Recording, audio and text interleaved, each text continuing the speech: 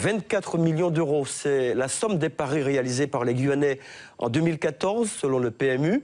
Les courses de chevaux ont donc la cote ici et l'idée de doter le pays d'un hippodrome fait son chemin. Des négociations sont en cours avec plusieurs partenaires, dont la CTG.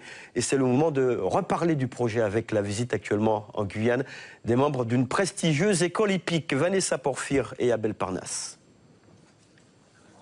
Un cadre bucolique, paisible, où les chevaux sont au cœur de toutes les attentions. En ligne de mire, la création d'un hippodrome. Pour cela, il faudra bien des chevaux de course, des pur sang. Une opportunité à ne pas rater pour les éleveurs de Guyane.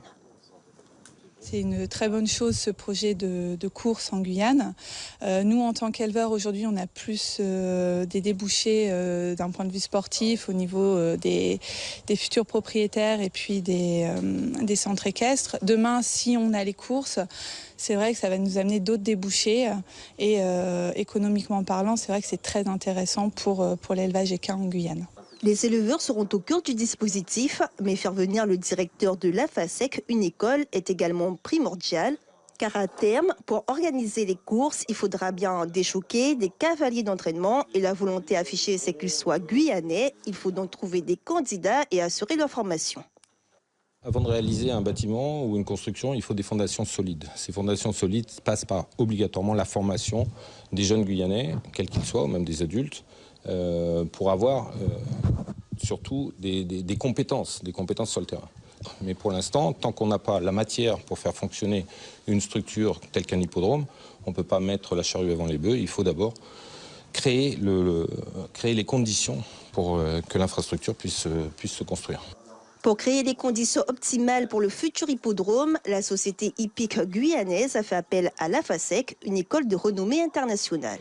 Derrière un projet tel que celui de l'hippodrome, eh bien nous mettons à disposition des différents acteurs toute notre capacité à former le personnel de demain. C'est-à-dire que derrière il y a des hommes et des compétences. On peut très bien imaginer qu'au mois de septembre de cette année, nous ayons une dizaine de jeunes Guyanais qui rejoignent nos écoles de course et qui préparent une formation et se préparent à un nouveau métier. Un hippodrome en Guyane, un projet pour développer l'économie avec la création d'emplois et pour satisfaire les turfistes. Le dernier gain record du PMU anti-Guyane a été remporté par un Martiniquais qui a eu la coquette somme de 6 850 000 euros. Pas mal. C'est la fin de ce journal. Merci de l'avoir suivi.